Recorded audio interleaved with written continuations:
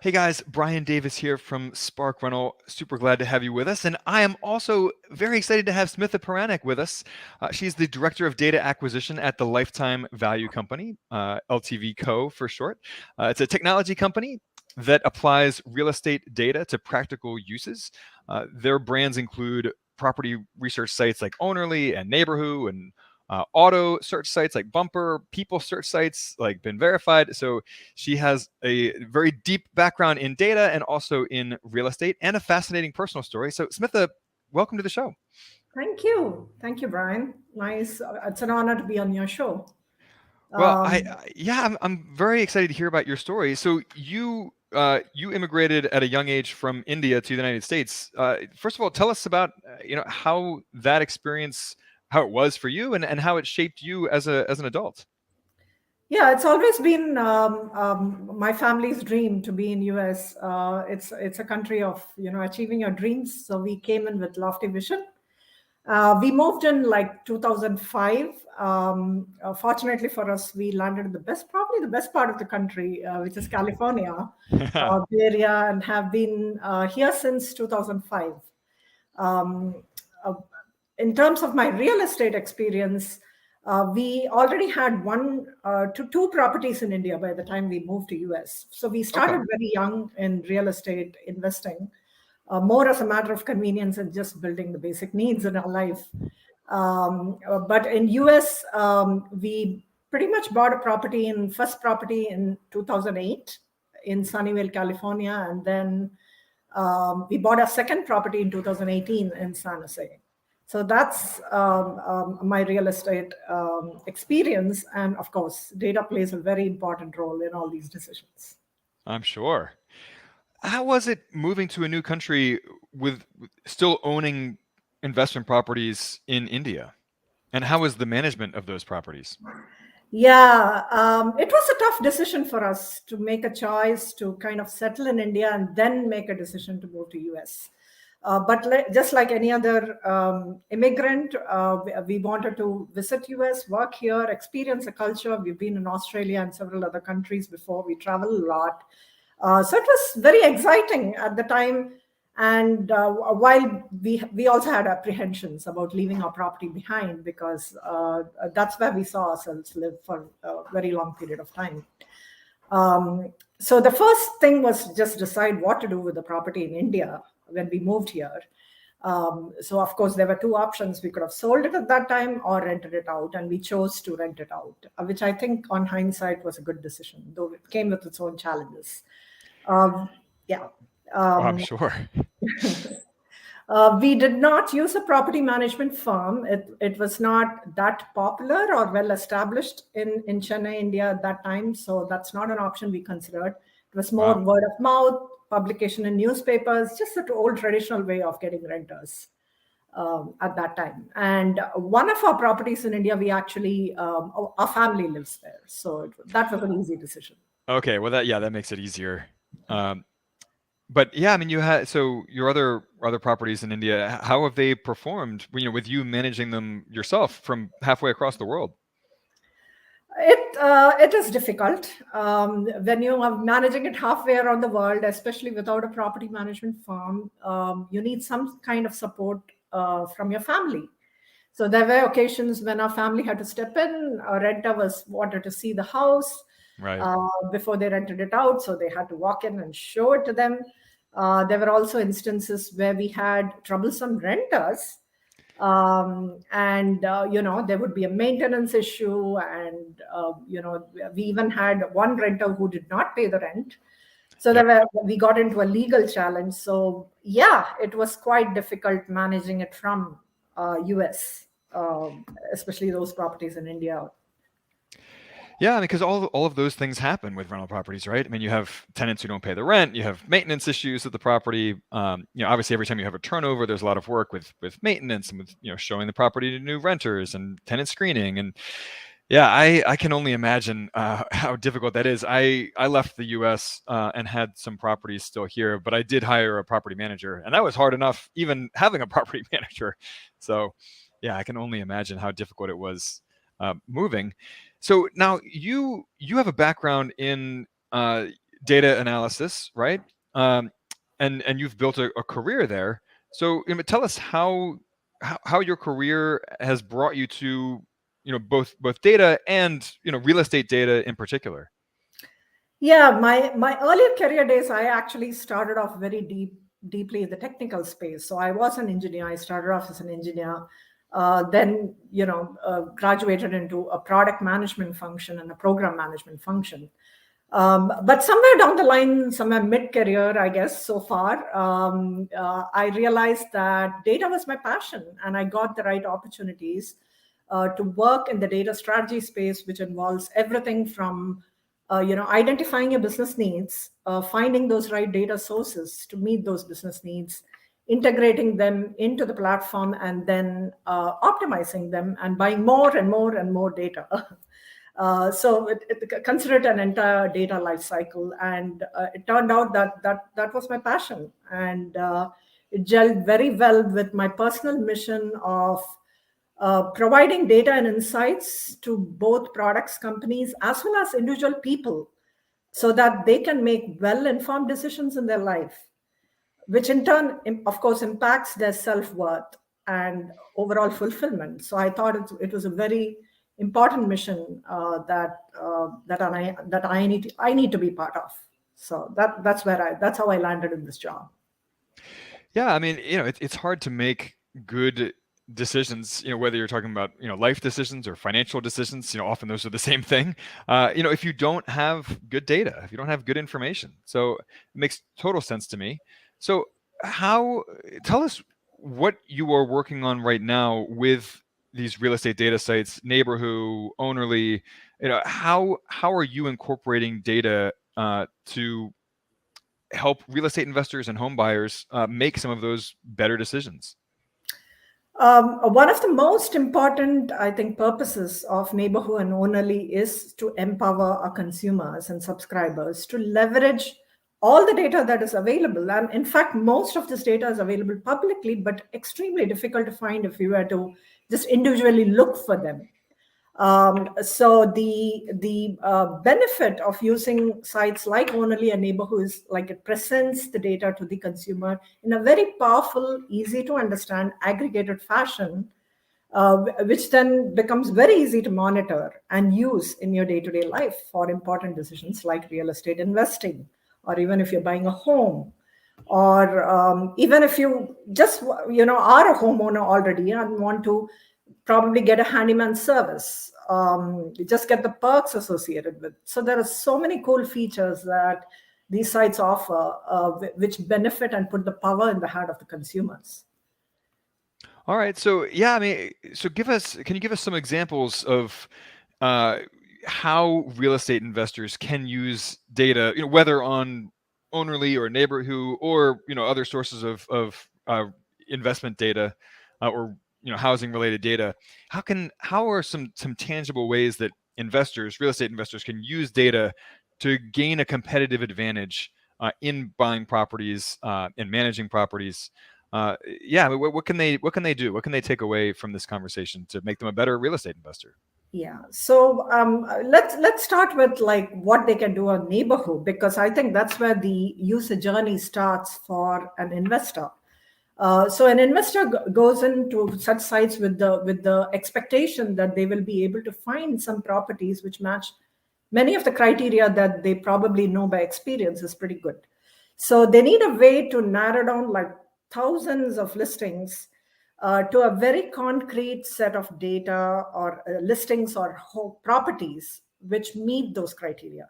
So they can get into Neighborhood and they can start with the listings and then deep dive into the details of the listings. And if they're interested, they most of the time when I have personally bought property, if I look at the neighborhood, what's the potential of the neighborhood for the value to increase in the future? That's something really basic, because that determines the ROI. What's the potential rental income that may come out of the property? And I may have very specific criteria, like I need greenhousing, or I need a particular number of years associated with the property. Like I don't want to buy a house which is built beyond earlier than 1980, for example. So there are a lot of criteria that each investor needs to probably shortlist the properties on, so that they can have a very targeted search. And that's what neighborhood helps with. You also get to see very interesting information like hazard information. Is that particular neighborhood prone to earthquakes or Right. wildfires, which is very relevant in California, where I lived Oh, for the sure. past few years? So I think that's taking a lot of that's really important to understand before you invest in a property. Just understand the hazards and the associate risks. What are the schools? Like that could be a very important criteria for certain investors or even people buying homes, especially if they have a growing family. So what schools are in the neighborhood? What's the walkability score? What's the crime index in that neighborhood? What's the noise level in that neighborhood? So there are many such interesting criteria that you can shortlist for the city, for the county, and for the specific locality. So that's neighborhood and neighborhood. I think that's where the real estate investors need to start, in my opinion. Yeah, that makes total sense. Using some of those filters to really narrow down your search and drill into some of those risk factors like you talked about. Um, you know, fire risk, flooding risk, earthquake risk. All things that investors need to be aware of and insure against if they do end up moving forward there. And of course, that insurance will eat into their cash flow. And some of those neighborhood amenity factors like walkability. So I love that. So what are some opportunities that you see available right now for real estate investors? Based on what's going on in today's markets. So I think though the economic climate seems a little bit gloomy, Yeah.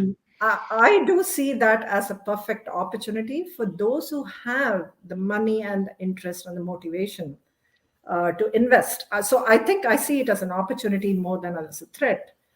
So if you do have the means and you can take a little bit of risk, I think this is a perfect time for real estate investing. Yes, there are some ups and downs in terms of the inventory that's available. But that Right. said, I still hear people moving in and out of cities, buying more properties in different locations. Especially after COVID, they're adjusting to a new lifestyle. They probably need a larger home. They've realized the importance of spending more time with family. There are a lot of work from home jobs. And a lot of people are still considering, what's the fastest way to retire without any dependency on the job. And to me, financial freedom really means, just meeting the basic needs, which is food, clothing, and of course, shelter. So despite the climate, I think it's a perfect time to invest in real estate, in whatever small forms you have, crowdsourcing, being part of co-investing. So these are the kind of opportunities I see, and plus even commercial real estate investing. I think it's prime time for that. Sure. Sure, absolutely. And hearing you talk there, I was thinking of that famous quote by Warren Buffett, to be greedy when others are fearful and fearful when others are greedy. And it's true, with so many people reading all the negative headlines about real estate over the last 9 months. It does create opportunities, when everyone else is freaking out and wringing their hands. So, with that being said, I'd love to hear your crystal ball for where real estate markets are headed in the second half of 2023, as someone who is a data analysis expert. From a data perspective, I see that people are becoming more and more aware and like to have information at the tip of their hands, which is why things like artificial intelligence, chat GPT, everything is taking precedence, where people want access and want to be self-adequate in terms of getting this information so that they can make these really critical life choices. And in 2023, again, I think the real estate market is going to go up despite, maybe a shortage of inventory. People don't want to sell their houses at the moment. It's probably not a seller's market. But it's still a great time to buy if you have the right inventory and you find the right home and the investment property. Maybe it's a great time for fixer uppers, so that when the market bounces back, you have the opportunity to resell. And then if you have an interest in like commercial real estate, like I had like a group of friends who co-invested in let's say leasing a land where they had petrol pumps and also grocery convenience stores, and they co-invested, and that's a great time for such the need for gas and or power is never going to go away. So picking those properties where, if not for homes, you can start investing in these commercial real estate properties. I think there needs to be a shift in the mindset in that sense. No, that makes perfect sense, and that is actually how we have started investing at Spark Rental in our co-investing club, in our real estate investment club. We invest every month in a new commercial deal. Now, most of those are multifamily properties, so they're providing housing, but they're still commercial properties, and in some cases it's retail or industrial or other types of real estate, beyond multifamily. But yeah, I mean, I think in particular there's an opportunity right now if you have cash to invest with, in particular, and so you don't have to worry about the high cost of financing right now, the high interest rates. You can find some of those deals out there. Yeah. So, Smitha, how can people connect with you if they want to connect with you or learn more about what you're doing at Ownerly or Neighborhood? How can people connect with you? They can reach out to me via email. My email is Smitha Puranik, my first name, last name without a space, at gmail.com. Or they can reach out to me over LinkedIn. You can reach out to me over LinkedIn directly by messaging me. It's the same email ID basically. So that's the best way to reach me. All right, great. And any final thoughts, as we wrap up here? Any final tips for real estate investors out there? Yeah, honestly, there is no.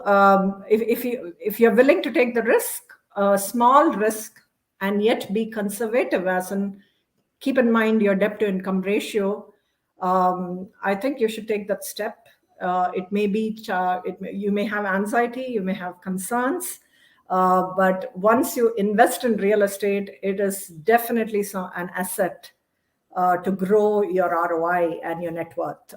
That's been my personal experience, and I really wish more middle class people, middle income families, and a wider demographic invest in real estate. So that's my hope.